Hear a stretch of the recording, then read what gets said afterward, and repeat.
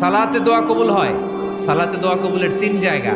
একটা হচ্ছে তাকবীরে তাহরিমার পরে আমরা সানা পড়ি না, আমরা তো একটা পড়ি। আল্লাহর হাবিব সুন্নাহ এবং নফল নামাজে আরো পড়তেন সানা, ওই দোয়া কবুল হয়। 2 নম্বর জায়গা সালাতে সেজদায় পড়ে দোয়া করলে কবুল হয়। আকরাবু মা ইয়াকুনুল আবদু মির রাব্বিহি ওয়া হুয়া সাজিদ ফাকসিরু ফীহি দুআ। বান্দা যখন সেজদায় লুটিয়ে পড়ে বান্দা আল্লাহর সবচেয়ে কাছে চলে যায়। কিন্তু বিশ্বনবী বলে সেজদাটা তোমার রবের কুদরতি পায়ের উপরে পড়েছে। সেজদায় পড়ে দোয়া করেন। সালাম ফিরানোর আগে বিশ্বনবী দোয়া করতেন, লা ইউসাল্লিমান্না আহাদুকুম হাত্তা ইয়াতাআওয়াযা মিন আরবা'a।